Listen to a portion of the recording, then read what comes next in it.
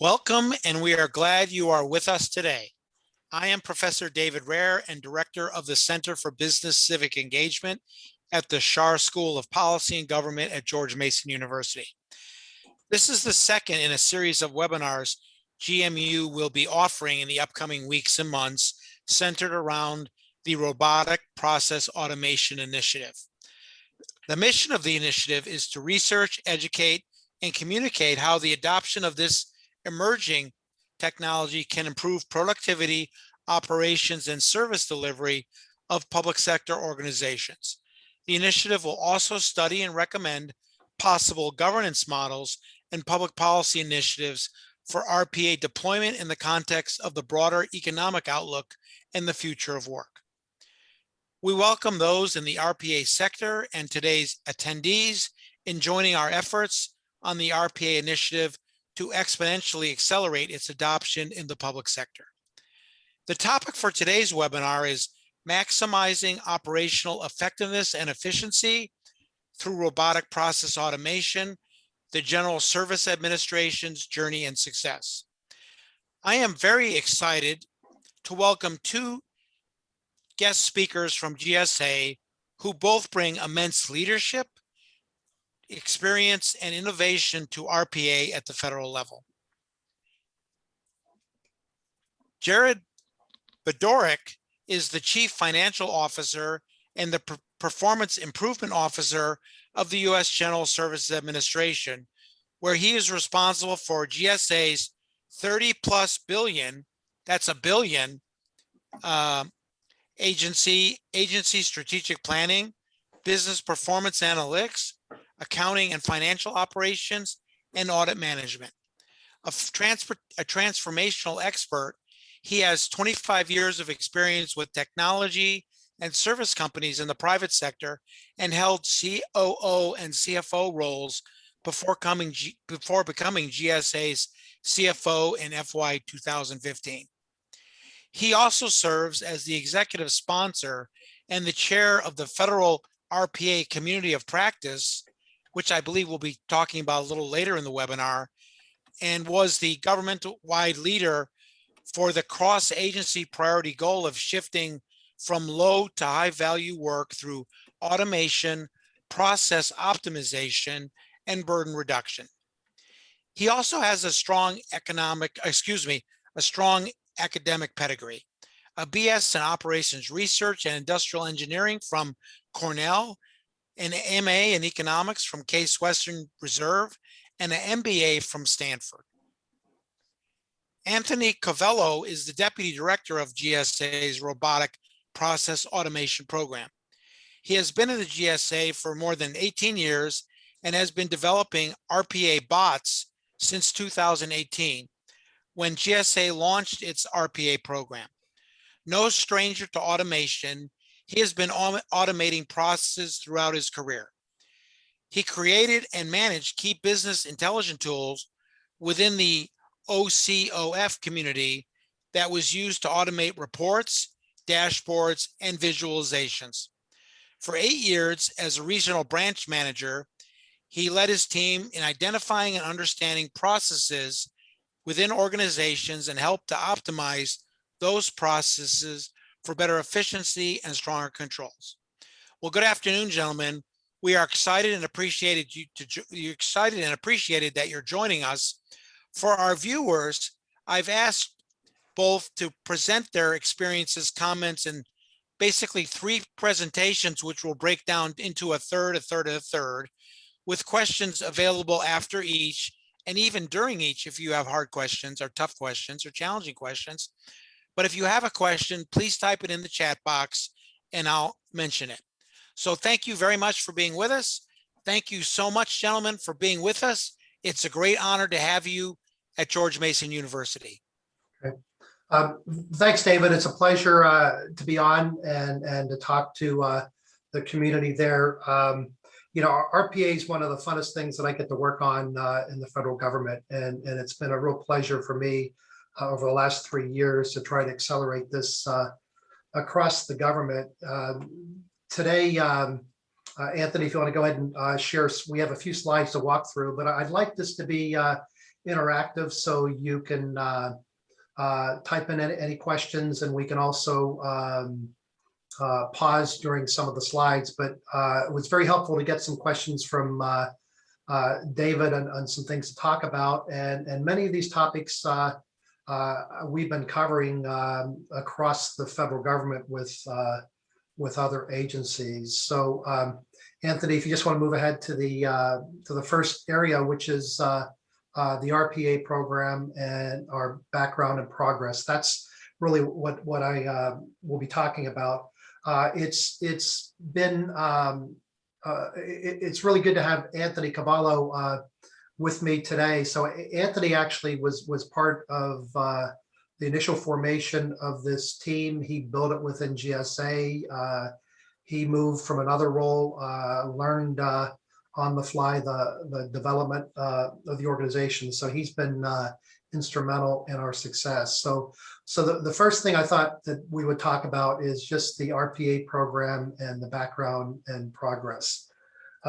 So one of the questions that I received was, how did you get started? What happened? How did you get going on RPA? And it really started with a couple conferences I attended and hearing some other agencies present one automation. And after going to a couple of these 6 months apart, I felt like I'm really behind. So what do you do when you're behind? You announce a goal that's aggressive, and the goal that I had for the CFO organization was let's implement an automation in 100 days. So we really didn't have any expertise. We had access to software, but we decided we were going to get going. And one of the keys was to identify someone that was going to be an RPA champion that would help educate the organization, build our expertise, identify some of the challenges, and really help me to energize the organization. The CFO organization GSA is about 550 employees, and we've got employees in 11, I'll call them, of the NFL cities across the country. And GSA actually has regional commissioners and organizations as well in these different cities: San Francisco, Seattle, Chicago, Atlanta, New York, Boston, and to name a few. But the way that we started was we actually went to each of my office directors and explained to them what RPA could do. And we said, we are going to look for some processes we can automate. And each of them was asked to brief their teams on what this was about and to put forward some process nominations. What was interesting is in a matter of 3 weeks, we had 24 candidates, and there were 10 that we really liked. One quick story is that one of the 10, when we went back and looked at, okay, what is this process is about? What is it about? What are we doing? We realized that we could just stop doing the work and nothing terrible would happen. So we actually had a win out of RPA within weeks because we decided we could eliminate the work. So that created another initiative that we called Eliminate, Optimize, Automate. And that was really about going in the organization and identifying other opportunities like that. So we actually implemented this first application in about 120 days. That was a CFO application. Our second automation was for one of the business units within GSA. So we started doing automations outside the organization. To build this capability, we said, okay, we want to train some of our staff, and we had 50 volunteers, and we picked 12 to go through 3 weeks of training, and the objective was to do this with internal resources. Anthony was actually in another part of the organization, had good skill sets, and he attended the training and learned within weeks how to do RPA development. One of the other critical things in the organization was our partnership with IT, because we had to think about the platform and the technology and certainly different issues. So this is a quick summary of how we're able to get RPA going in the organization. I'm going to pause for a minute. Anthony, if there's anything you want to add, or David, any comments or questions you would have for us after this introduction? There's one thing to add about building the internal development team with, basically reskilling our current OCFO employees to be able to utilize this software, I think was a key to, and you'll see in the future slides about moving the program along. Usually when you're doing these IT type things and you reach out to third-party vendors to come in, there's definitely a large learning curve as they come in to learn what your agency does, what your processes are. By us kind of reaching out to our own team and reskilling them, our learning curve was very small because our team already knew how GSA works, how the processes work, and it definitely made for an easier transition into building these RPA projects. Yeah, if it's okay, let me just ask one question that we Sure. can go on. This seems to be not only technology, but really change management. And when you started, how did you communicate with the staff? Because sometimes people are resistant to change, basically to say what we're going to be doing is going to be better for everybody, and you'll have more time to do other things that you want to do as a member of the GSA staff. Yeah, so David, that was an important message to get out there as we scaled the program. When it initially started, I had each of my office directors go into their organization and look for some examples. And so we said, to get going, we're not looking at everything we can do. Let's just pick one or two where we can get started and learn what it takes to do this. So the change management, I think, comes a little bit later in the process, but initially it was creating the focus to identify some pilots and let's do a couple applications, because you don't need everybody in the organization to fully embrace it from the start. What you want to do is get some of the organization excited about it, have a couple examples, and then once you implement those examples, everybody else is hearing about it, looking at it, seeing how that is helping parts of the organization, and then you can build on the excitement then. So it was not, this was to get it going, but I'll come back to that broader change management. That's an important question.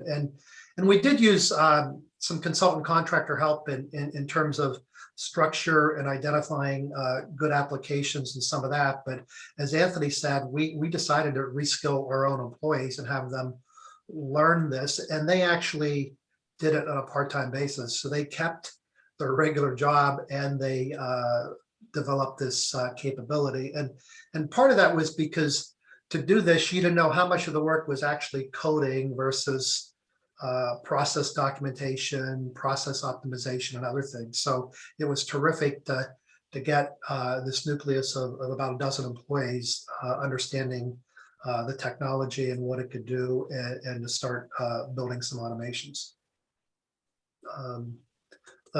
So the next this next slide is an important concept I want to make sure that I explain. When sometimes when you start in technology, people want to talk about big investments and 3 to 5 year plans and all that. This was started in the CFO office, where I asked for no incremental funding. We talked about reskilling some employees. We had a little bit of contract money. We moved from somewhere else, but this was done with a very, very small investment. And the reason it was because this was a new technology, didn't know how fast it could scale, didn't know how excited the organization would get about it, how quickly they could embrace it. So you really start with a managed investment and doing a pilot and a proof of concept. And then once you have done that, then you start and you have some great examples, then you start building the expertise and the capacity. And then you move on to bigger projects. And what happens is that that initial start in the program, you're minimizing the startup costs, but you're being very effective in learning what it's going to take to deliver this new technology. And we had to work hand in hand with our IT organization on the platform and how we can get started. We had to work with business owners. So it was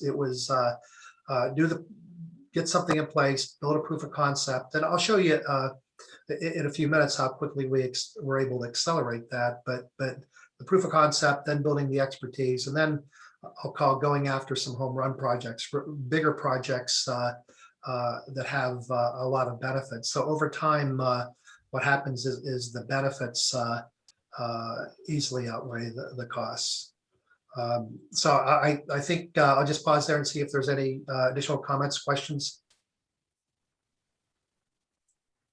I think we're good.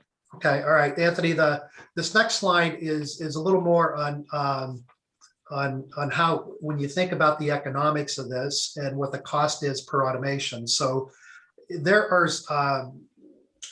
some companies and agencies where their first automation could cost them $1 or $2 million, right? Because they spent a lot of time looking at different things. The key for us in making this economically effective was being able to scale the delivery of automations.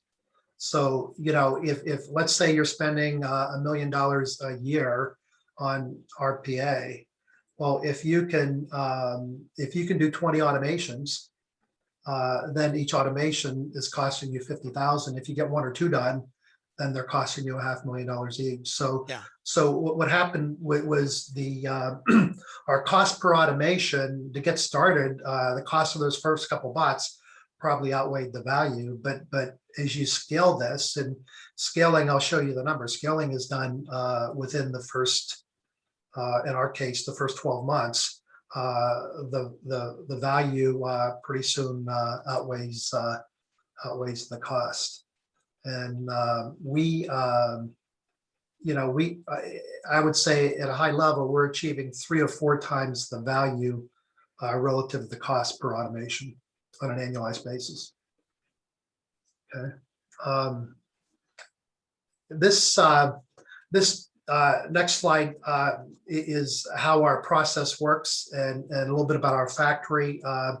I'll talk to the sales and marketing piece, and then I think Anthony runs the what I like to call the factory. But when you think about getting RPA going, whether it's an organization, a government agency, a company, right? You need to start with sales and marketing. You need to have evangelists that can explain what RPA can do. You need to go to different business owners and CXOs and get them excited about the capability of RPA, because it does take work, and then you've got to get in and identify opportunities. So it's not any different than if you were a private sector company trying to sell your product elsewhere. You need to do sales and marketing and get folks excited about your product, and then you need to identify specific opportunities for your product or services within the company, and that is very important, creating that excitement. So I'll turn it over to you, Anthony, and maybe you can talk about the factory and take it with the intake process that we have in place. Yeah, definitely. And I always think it's funny when we speak of factory and we're a government agency, because typically government agencies don't necessarily work that way or work like the private sector. But this program is run very much like the private sector, like a factory, as Gerard's saying, the sales and marketing. And then, once we're able to get the sale, what's the next step? Next step is an intake and assessment process, right? So not every process out there RPA might not be good for every process out there. There's other tools out there, or maybe the process they're trying to automate, there might be a system out there that's already doing that process. So that's why we have this intake and assessment on our team who works with our customers as they come in with their ideas and helps guide, gets filled out, answer some questions about what they're trying to automate. We go through and determine if it's a good RPA process or not. I think another good thing about having the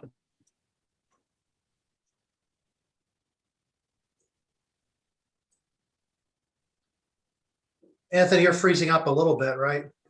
I apologize. Am I back on? I think I lost my internet there. Yeah, Yeah. you're back on. The slides are gone, but you're back on. So I'll get that back on. Excuse me. Okay. Sorry about that. So what I'm saying is, in that intake and assessment process, we determine if it's a good RPA process or not. Some really good things for RPA are very repetitive tasks that are being done on the computer, with very logical steps. RPA is really good at that stuff. It's not really AI yet. It really needs to be told what to do for it to be a good RPA process. Things like opening up emails, going through, putting data from one system to another. And with the federal government having so many legacy systems, RPA is perfect for that situation, moving things from one system to another. So once the process goes through intake and assessment and is determined it's a really good RPA process, we kind of put it into our development and factory. And that's where we have that team Gerard was mentioning earlier of kind of in-house developers from within OCFO, a couple contractors as well we utilize on our team. We go through and we document the process in more detail. We get all the information needed to recreate that process. We work with our IT group to get access to the various systems that we need to automate against. The developers develop, we test. We test in various environments. We go through a what's called UAT, user acceptance testing. So we're always working hand in hand with our clients, with our customers, making sure that we are automating what is intended to be automated, and we're testing things out throughout the whole process. We work with our security and privacy teams to make sure that these automations that we're going to be running in our environments are secure and okay to run in those environments. So it says ATO there. We kind of go through a mini security approval process for automations. And once everything, we check all the boxes, everything looks good, we'll actually deploy it into our production environments and run those automations. And of course, we don't just leave it from there. We do maintain the automations as well. So if things arise like system changes or the process owner wants to make a tweak or the automation might have an issue and it needs troubleshooting, that happens in our group as well. So we have an O&M, an operations and maintenance side as well. We make sure that the bot and automations are running as needed. Anthony talked about a private sector company, so it is like that. Like the sales and marketing, there's a pipeline of opportunities. So the RPA team, I've got access to all the opportunities they're working on, who they're with, what they're about, and who's assigned to work them. Once we have someone that says, okay, I'm interested in moving forward, then it goes to the intake and assessment. So that's where we go in and reevaluate the process, make sure it makes sense for RPA, gather all the information. And then once we do that, in essence, the sales and delivery order is signed. So there's actually a signature between the business unit, the CFO office that's going to build it, and the IT organization that says we're going to proceed with this. Then it's turned over to the, I like to call it the factory. They're not really, they're developers, but they go then and build the automation. And sometimes they have to go back to the users to clarify things, to get more details. Sometimes there are changes that come in.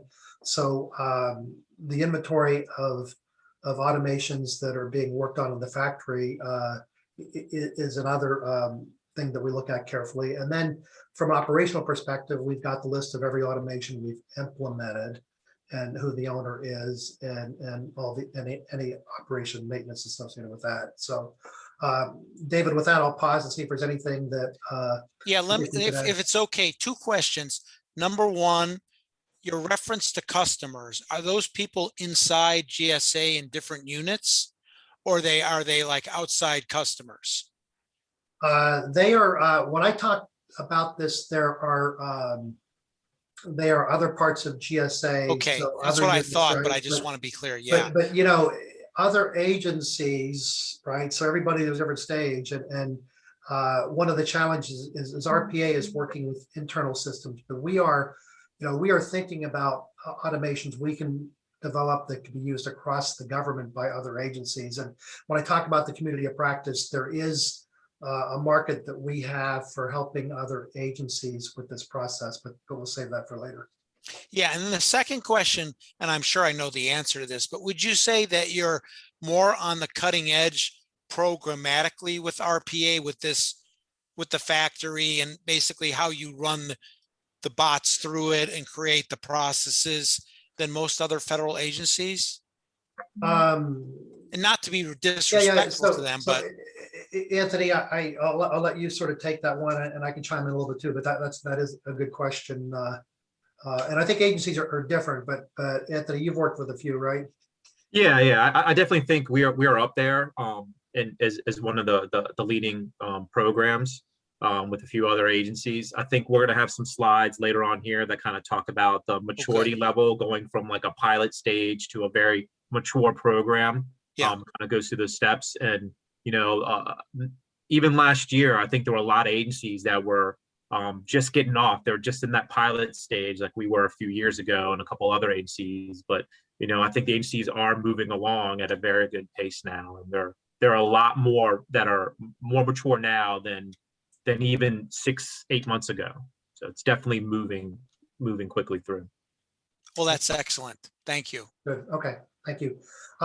So this next slide, what we're going to talk about is how we've progressed in delivering automation. So our first automation we talked about was May of 2018. So this slide, if you can't read it, starts at May of 2019 with 19 automations, and today we're at 86. So that's the kind of ramp and curve that we've been on, and we measure our progress every month, and we're getting 2, 3, 4, 5 automations done a month. One of the things you have to think about is the size of you can automate something that is just one small step in a process. So we really like to ensure that our automations have a fair level of benefit, and the average our average automation, I think, is generating 3,600 hours of creating 3,600 hours per year of available capacity. So that's 2.5 staff worth of folks. So that's an annuity on an ongoing basis. I think I talked a little bit about the cost being maybe 40 to 50,000 per automation. So you can see that this is a tremendous payback on RPA. So in 2018, January of 18, we had no expertise in this area, no automations. May of 2018, our first automation. By September, we had 5 in production, 11,000 hours of capacity. A year later, it was 29 automations. September 2020 was 72. And then finally, we're at over 300,000 hours of annualized capacity and 86 automations today. So this is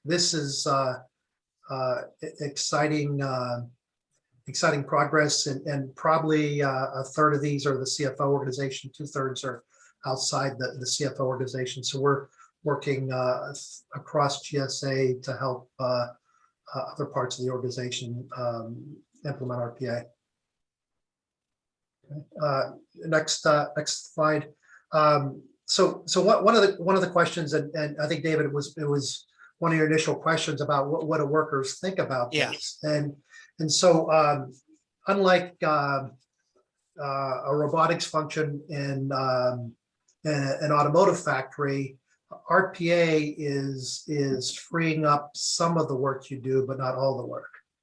And so what happens, whether it's private sector or in the federal government, is you hire someone at a certain level because of the work that they need to do, but doing their job sometimes requires them to do some basic administrative kinds of things to be able to do their analysis, to do their negotiations. So what RPA is doing is automating these tasks that are part of their job. So you're not really eliminating anyone's job, but what you're doing is freeing up their time to be more analytical, think more about what they need to be doing. So it's, many times there are the operational responsibilities take up a lot of our job, and then we have the really fun things we want to do that we don't always have time for. Well, what RPA is doing is automating a portion of an employee's job, and in the federal government, where we have all these systems over the years. Anthony talked about how RPA can pull data from different systems that you would be doing manually otherwise. So, Anthony, I don't know if you want to add anything to this, but it's been exciting for our employees to see RPA is a tool that can help them. Yeah, definitely. And for the groups that we've built these automations for, they definitely come back and said, "Oh, can you do this? Oh, can you do that?" They're coming with more and more suggestions and projects for us to help automate, and even building upon, because once, in the beginning, it was hard for someone to realize, what is RPA, what can it do for me. But the moment we get that first one for them, they're coming back, "Can we make it do this? Can we make it do that?" So a lot of our earlier automations, we've definitely enhanced or built upon to make them even better once the people understand what it can do. And one of the other things that, and I think this ends the section on the GSA program. One of the other hidden benefits of RPA that's really a focus of our program is process standardization and improvement. So GSA has our public building services, which is a $12 million organization. We manage a lot of the federal government office buildings, and we've got 11 regions, and they all are responsible for the same type of outcome, but they might get there through a different process. And so when we automate anything that is done in regions, we actually require that it be adopted across all 11 regions and the process be standardized. And then the other thing that is we are sometimes able to optimize the process. We had one process that was being done across 90 employees. They all produced roughly the same thing, but we're doing it in different ways. So we forced them to come up with this standardized approach to how that would to that process, and then we automated it. So there are hidden benefits as well with RPA. So I think that ends the GSA portion. This next section is the federal RPA Community of Practice, and this basically what happened with our experience at GSA is we had a lot of agencies talking to us about, how did you develop these automations as quickly? What is your process? What is your program like? So we decided to create a community of practice across the federal government to share knowledge and provide mentoring support for other federal agencies, and also solve some of the common technology and operational challenges. And it really was an attempt to have this information shared. Today, we launched it in May of 2019. We have over 1,000 members. They're all government members and 65 agencies. Wow, that's great. Yeah, and I think the next slide, Anthony, this is the collaboration, change management, understanding the change management that is there behind RPA, the process standardization, security requirements, credentialing. All agencies have to think about this. So rather than each agency running the race entirely on their own, the attempt of the COP is to have agencies collaborate and to work with each other. And some, some are more, agencies are more advanced than other agencies. So it's really sharing the knowledge that we have with each other. And we've got, we do webinars probably every couple of weeks for federal government employees, and it's just they're very well attended. And it's not just GSA, it's other agencies that are at the forefront that come in and talk about what they're doing, but they're sharing knowledge. We even got, and this was a few weeks ago, we had some questions about the IT piece of this and security and things like that from an agency, and other agencies were interested in it. So within a week, we set up a webinar just to address that and brought in a couple experts from across the government. So sometimes these can be very informal as well. Yeah. And then the next slide is just one of the things that a couple things we did is we have a federal RPA program playbook, and I think if you could probably search in that and find it on Google, it's publicly available, but it's really really a pretty good playbook that was written in I think a year and a half ago, but it's just over a year ago, but it really helps agencies progress in their RPA journey, and it looks at agencies at different levels of progress. There's also a state of federal RPA report where we've looked at the progress that's been made in across 23 of the agencies that are part of COP.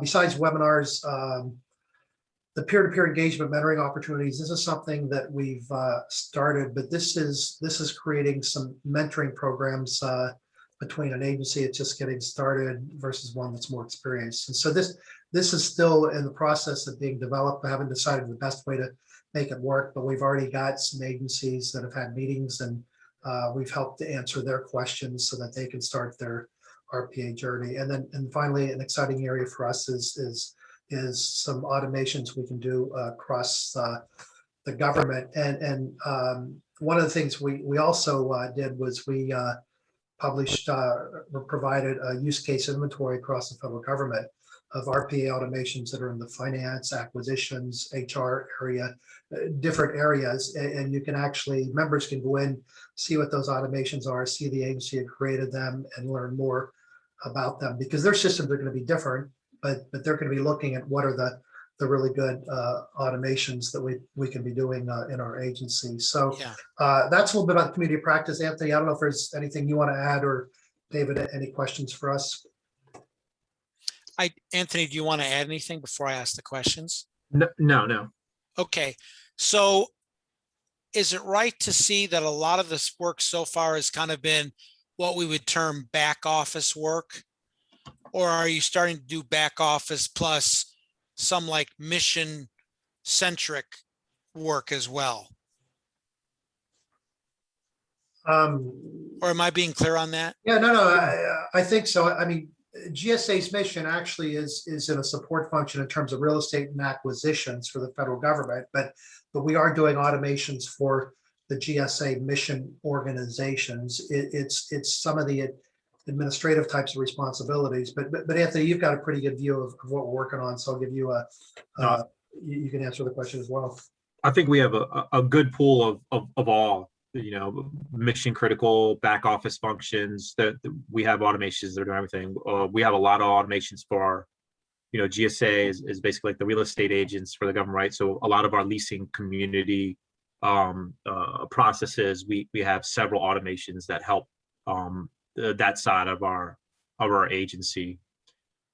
We've also done things, we've automated things that they weren't quite doing yet. It was more theory based, that we sat down, talked it over, and it wasn't just something they were doing every day over and over again. And we actually helped them automate new processes that weren't even being done yet.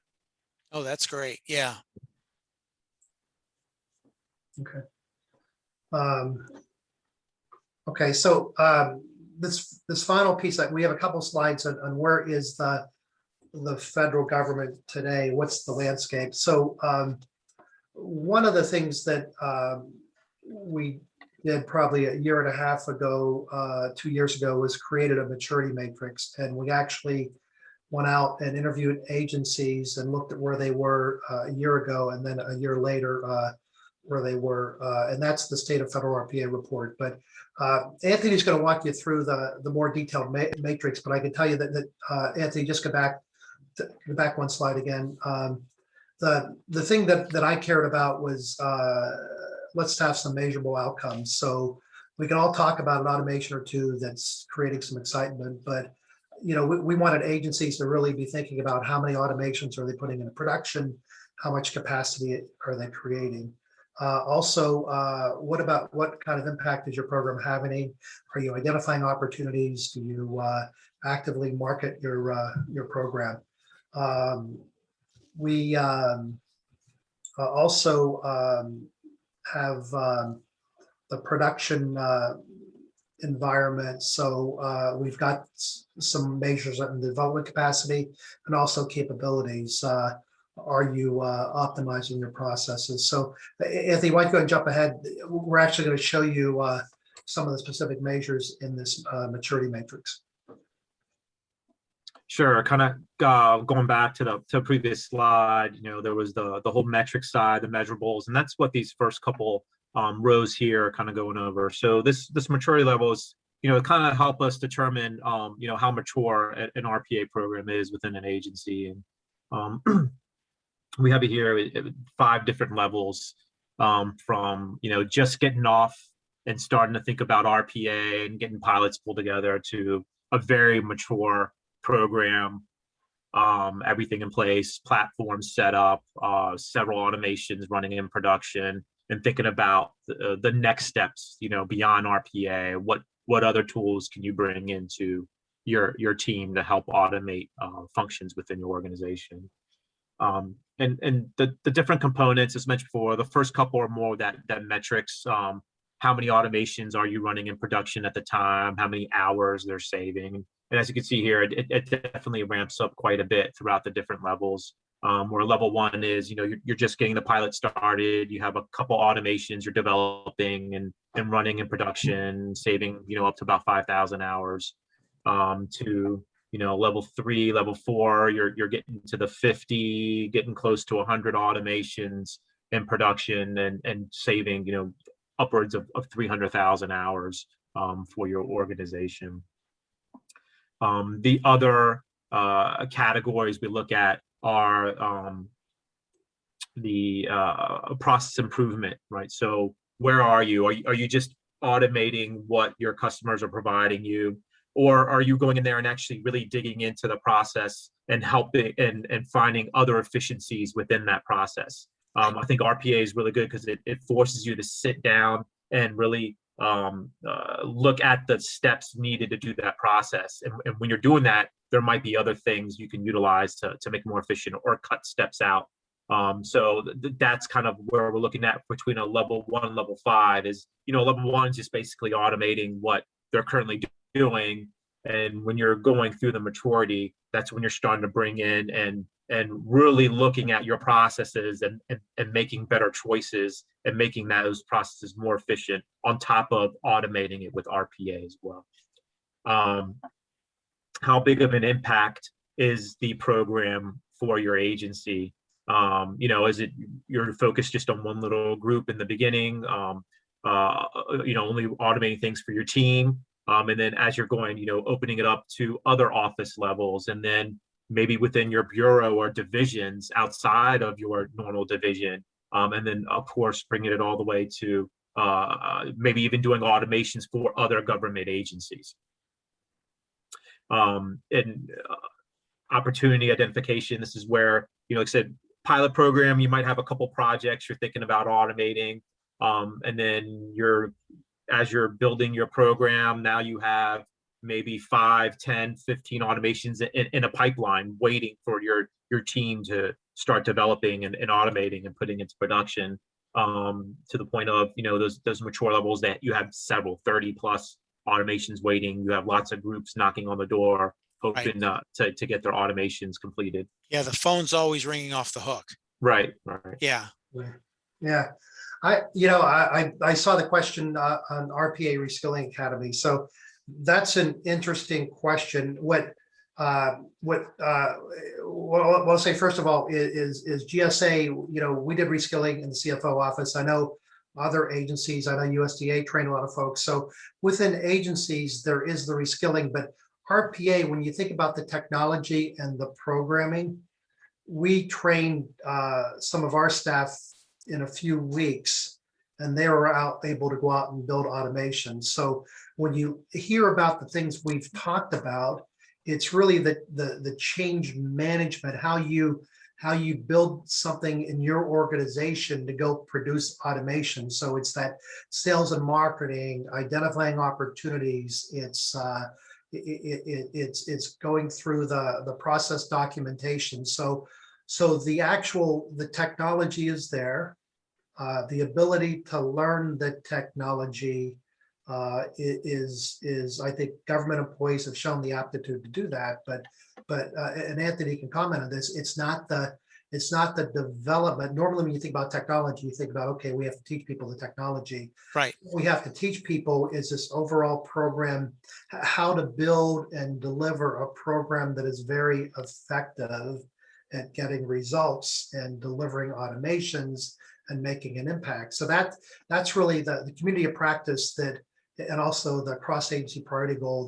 The federal government Office of Management budget actually provided funding for us to do the playbook and to do the federal state of RPA, to do the use cases. So it's the focus has been that effort across the government to help agencies understand what they need to do to build a program, because you could just building one automation is, can be easy, and learning the technology, while it takes work, it's more about the change management and all the work that goes along to trying to scale an RPA program up to a level 3, level 4, versus being one that is just trying to get started and that has a couple of automations. Or doing one, and then your person who's trained leaves for some reason, and you're kind of back to square one, basically building a team and thinking about it all the time and really trying to maximize how can we do this with the RPA technology. Yeah, the program that we have at GSA was self-funded, and that we actually moved folks from other jobs. We freed up capacity, and it's not a big team, but we created that capability, and we have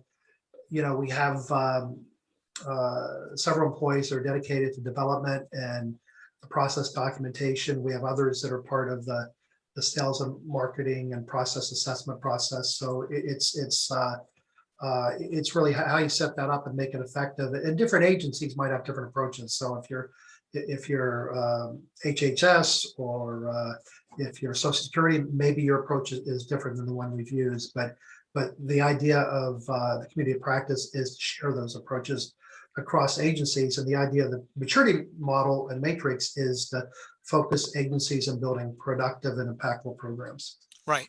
That's excellent. Yeah. And I think that next, if there are any other questions, just got 1 or 2 slides left. So, what are the results across the federal government? And this is the survey we did, same 23 agencies in FY19 and at the end of FY20. And, Anthony talked about the maturity levels. You can see that we've got 1, 2, 3, 4, 5 agencies that are level 4.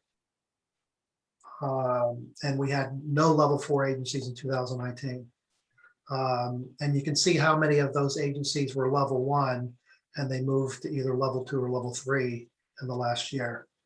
So, I'm very bullish on the potential of this technology. I think there's a ton more we can be doing, but there's a lot of excitement across the government, and I think and you see some of the stats, number of automations up 110%, capacity hours up 195%. So we want more and more agencies to measure themselves in the maturity curve, look at what it takes to move up the curve.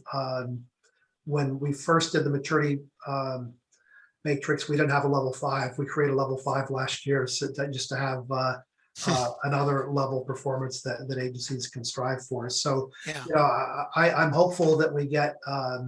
We'll survey some new agencies besides the 23 at the end of this fiscal year, but I'm hoping to see more of these agencies moving up to levels 2, 3, and 4, and hopefully some to level 5.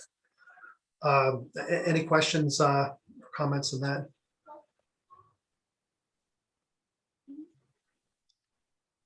Oh, here we go. Another chat question.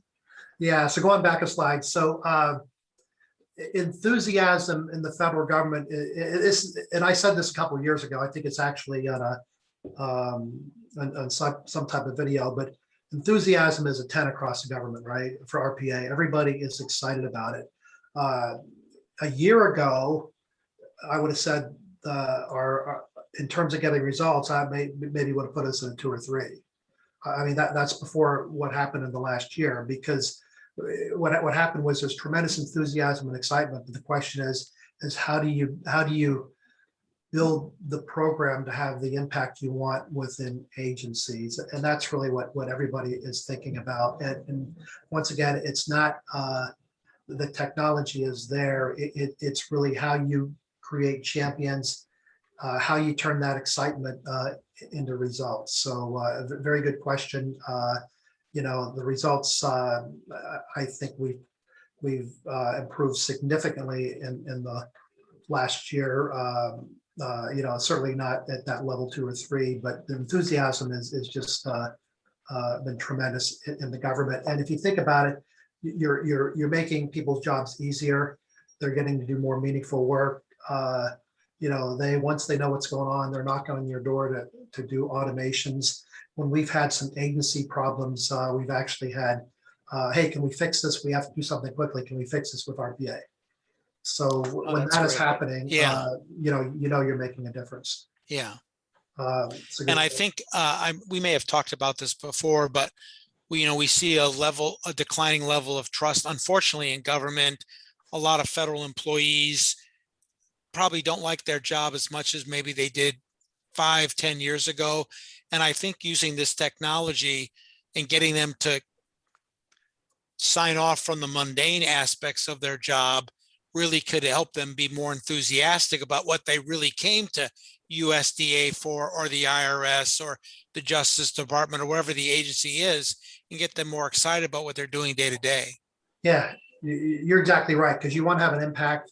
You want to get to everything you need to get to, but having something like RPA to turn to really helps. And just our final slide here is just a little pictorial on what this is like. And this is the RPA AI wheels. The technology is there. It can be used. We have to think about how the business owners will invest the time to take advantage of the technology. And you really have to think about how to make it easy for them. And that's really been our focus, right? Find an executive that's excited about it, get them to endorse it, have them identify the managers in the organizations we can work with, create some excitement around the automations and how it's helping employees and helping the organization perform at a high level. So it's very easy to be in that rut of, I've got too much work to do operationally. I have so much going on. I don't have time to do this. So this is one of our messages on make the time, because the technology is there. Take advantage of it. Yeah, we've had 2 more questions actually that came in the Q&A. The first one is, internal to GSA is what we call the WOW automation. I mean, I've read all about you. People are familiar with RPA and what you're doing. I look at the stats and they're unbelievably positive and good. But external to GSA, are there other WOW automation deployments that people can refer to, or how do we get them more visible in the community so more people know about a WOW moment at IRS or a WOW moment at USDA? Yeah, there's a lot of basic blocking and tackling, but Anthony, I don't know if you've got one that you'd want to highlight. I could as well, but it's we've got a bunch in the different functional areas. For me, the WOW is when the business owner is excited about what it can do for them. But Anthony, if there's one that you would want to highlight for us. Yeah, I mean, there's an automation where the question from the user was internal GSA and external. There's actually a use case that we automated a little while ago that it's a use case that all agencies have to deal with right now, and that's contractor determination responsibility, where all contracting officers have to determine whether a vendor they're getting ready to do business with is actually a good vendor to do the business with, and they have to do all their just research to make sure everything's okay before they obligate the government in doing Right. with them. And there's a checklist of things they need to go to certain websites, particularly the main one is sam.gov, and go through and research all this information, do PDF downloads, take screenshots, things like that. So we have an automation that does that for them. They send an email to the automation with the vendor's code, the DUNS number, and the automation goes off. It does all the research for them, does attachments, screen scrapes, sends an email back to them and says, here's the information you requested. Yeah. And Go that's ahead, Anthony, finish.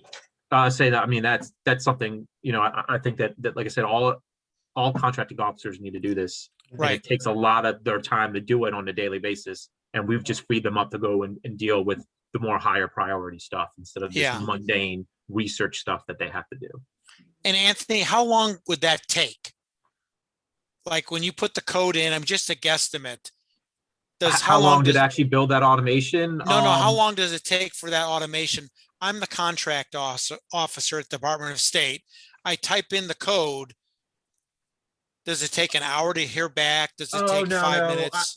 I would say probably about 15 minutes. It all depends on how many requests the automation has at a given time. It might slow it down. Yeah. But I would say in about 10, 15 minutes, they should have a response with all the information, where it was taking them hours and hours to do the same thing. Yeah. That's what my follow-up was going to be, is you save so much time that person then can be doing other things of higher value. It sounds like it should be used across the government by everyone. Yeah. One other quick example, and this is interesting. It actually was because we had an RPA automation team, and this is really an automation team. We had them put forward a solution. They ended up not using RPA for it, but they automated it. And what this automation does is every day we know whether they do a survey. So so by the next morning, we can produce a report that shows the names of all the employees that were in the office or not in the office. We know how many were in each building. We know what the capacity was of employees assigned to that building, how many were in the building on a daily basis. We have it by organization. We have trends over time. So every day since the pandemic started, we've got that data to show how many employees were in each building on each day. And so we are able to monitor that, and that goes out to leadership the next morning. Wow. And if we do have a COVID incident, we do know in a building, we do know the employees that were in that building on that day that might have been impacted. So we've got that kind of capability. And we've also, relative to the buildings we manage, we've got a daily dashboard that is reporting on incidents and notifications, and whether the cleaning was required and when it was required by. So it's those kinds of things that because we created an automation, initially an RPA automation team, that now is an automation team that can provide these solutions for the agency, and they're really being turned to whether it's RPA or other solutions to help with these quick hit automations. Yeah. And you always worry about those things, but they allow you to worry less because it's all being handled essentially. Right. Yeah. Yeah. We have another question in the chat box. How much time are we talking about until RPA will be Uber RPA? It'll be like everyone in the government will have at least a bot on their desktop or I've